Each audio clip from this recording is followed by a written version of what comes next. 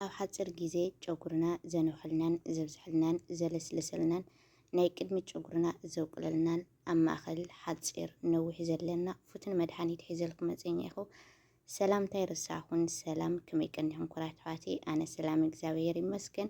ብወገንኩም ሰላም ክትልዩ ተስፋ ይገብር። ከምቲ ልሙድ ንዓይ ዝጠቐመኒ ንኣኻቶም ጠቃሚ ዝኾነ ሒዘልኩም መፅኛ ኢኹ።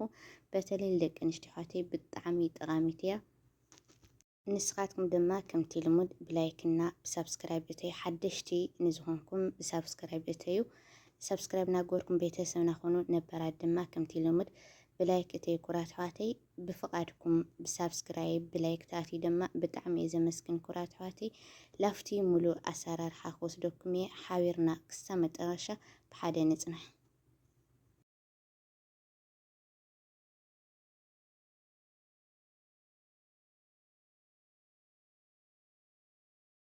ኣብዚ ክልተ ዓይነት ቀሪቡ እኒአኹ ኩሉ ግዜ ኣብ ገዛና ዝርከቡ ፀሊም ቀመም ወይ ከዓ ጥቁር ኣዝሙድ ኢልና ንፅውዖ።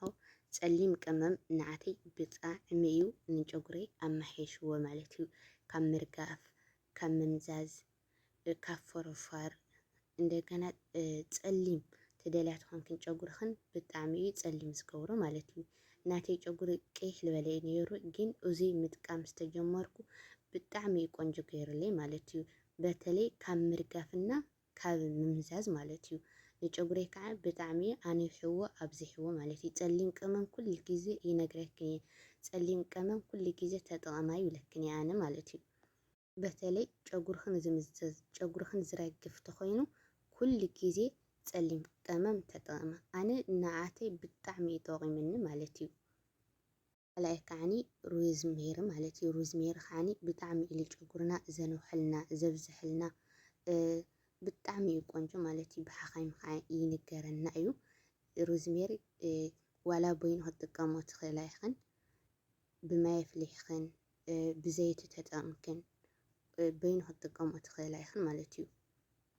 ሕጂ ከምዚ ገይሩ ብደንብ ገይሩ ፀሊሙ እኒኦ ብደንብ ሕጂ ሓዊ ንገብረሊ ካሊእ መዓልቲ ብሓዊ ኢና ንገብሮ ነርና። ሕጂ ግን ብደንብ ጌርና ኢና ንኸድና እምበር ሓዊ ኣይንጥቀምን ማለት እዩ። ለ24 ሰዓት ካዲና ክነሙጥ ኢና። ድሕሪ 24 ሰዓት ከዓኒ ክንካፍቶ ኢና ማለት እዩ። ፀሊም ኮይኑ ከዓኒ ፀሊም ቀመም ስለልተጠቐምና ኢና እምበር ሮዝሜሪና ቁርንፉድ ከምከነ ቀይሕ ኮን ነይሩ ማለት እዩ።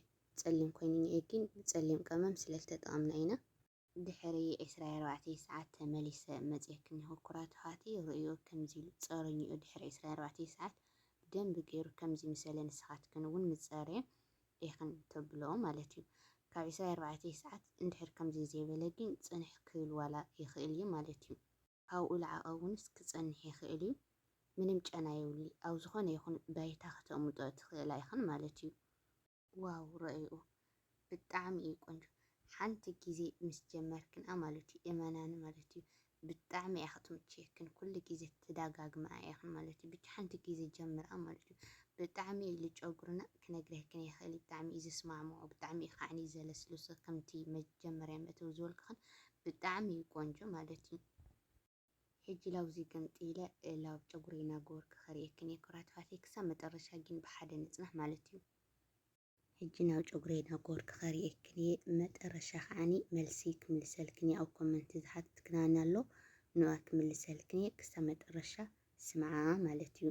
ምእንታን ሕቶኽን ከዓኒ ክሰምዓ ላውዚ ክምልሰክን ከለኹ ላውዚ ናይ ሎማዓንቲ ከዓኒ ከምቲ መእተዊ ዝበልክኽን ብጣዕሚ ጨጉርና ዘንውሕልና ዘብዝሕልና ዘለስልስልና በተለይ ካርዳዳ ጨጉሪ ዘለና ደጋግምክን እዚ እንድሕር ተጠቐምክን እመናኒ 100% ከለስልሰልክን እዩ ማለት እዩ። ናተይ ጨጉሪ ብጣዕሚ እዩ ኣለስሊስዎ ማለት እዩ። ዝረግፈክን ካብ ቁመቱ ዝምዘዘክን ደጋግምክን እዚ ተጠቐማ። ናተይ ጨጉሪ ብጣዕሚ እዩ ዝረግፍ ነይሩ። ብጣዕሚ እዩ ከዓኒ ዝምዘዝ ነይሩ ካብ ቁመቱ ማለት እዩ። ከምቲ ዓንተው ዝበልክኽን ፀሊም ቀመም ምስ ደጋጊመ ምስ መኮርክዎ ግን ምምዛዝ የለ ምርጋፍ የለ ብጣዕሚ እዩ ቆንጆ ገይርዎ። ካልኣይ ከዓኒ እዚ ናይ ክሪ ናይ ጨጉረይ ስጡም ኮይኑ ማለት እዩ። ቀደም ብጣዕሚ ዋላ ክምሽጦ ከለኹ ዓጠጠጠጠጠጥ በቃ ምድራቕ ብጣዕሚ እዩ ዝደርቕ ነይሩ ናተይ ጨጉሪ ዝገበርኩ ገይረሲ ብጣዕሚ እዩ ይደርቕ ነይሩ ማለት እዩ። ክምሽጦ ከለኹ ከዓኒ በቃ ክነግረክን ይኽእል በቃ ሰረርበርበር ጣዕጣዕጣዕ ይብል ብቲ መመሸጥ እኮ እዩ።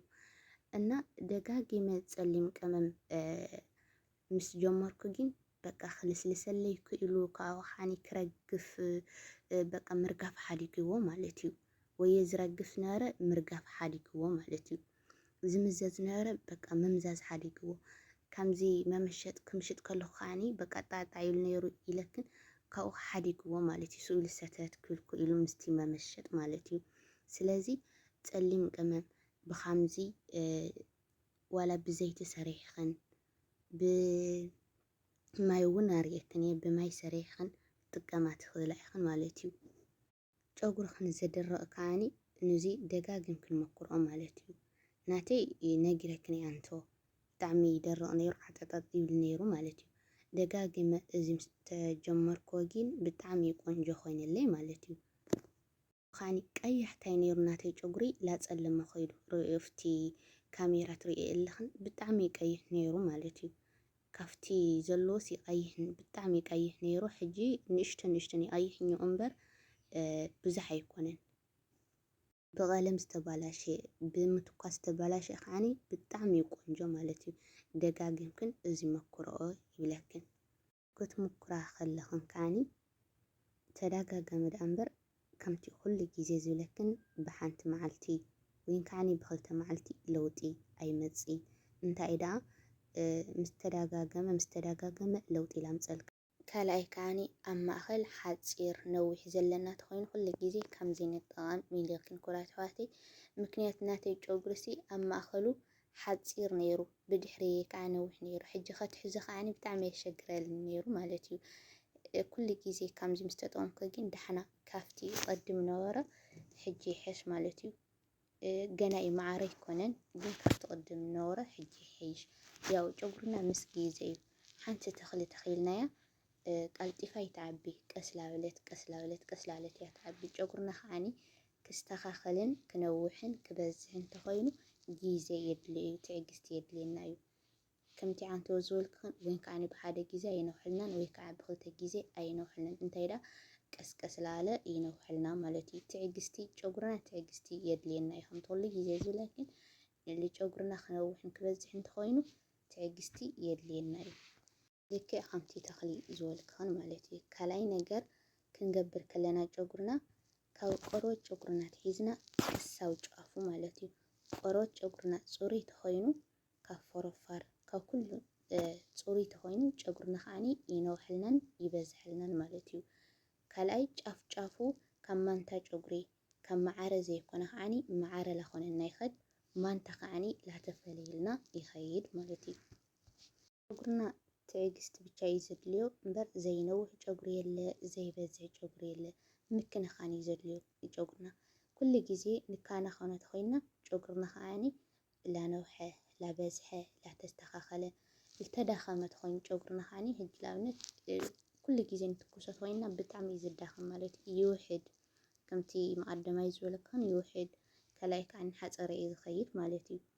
እና ብኡ ዝተዳኸመ ተኮይኑ ብደንቢ ተፈጥራዊ ነገር ኣብ ገዛና ላሰራሕና ማለት እዩ። ኩሉ ግዜ ንከታተሎ ተኮይንና ብጣዕሚ ላነውሐልናን ናበዝሐልናን ይኸይድ ማለት እዩ። ብኣንፃሩ ከዓኒ ጨጉርና እንድሕር ዘይንከታተሎ ኮይንና ብጣዕሚ እዩ ዝረግፍ ብጣዕሚ ከዓኒ በቃ ብጣዕሚ ሕማቅ ዝኸውን ጨጉርና ማለት እዩ። ስለዚ ኩሉ ግዜ ብልተኻለና መጠን ጨጉርና ንከናኸኖ ኣለና ማለት እዩ። ካብኡ ደሞ ለኩላትኩም ምስጋና ኣለኒ ማለት እዩ። ለሓደሽቲ ለነባራት ማለት እዩ ብጣዕሚ እየ ዘመስግን። ሳብስክራይብ ናገበርኩም ላይክ ናገበርኩም ተተባብዕኒ ኣብ ኮመንቲ ተተባብዕኒ ኣሕዋተይ ብጣዕሚ እየ ዘመስግን ኩራት ኣሕዋተይ።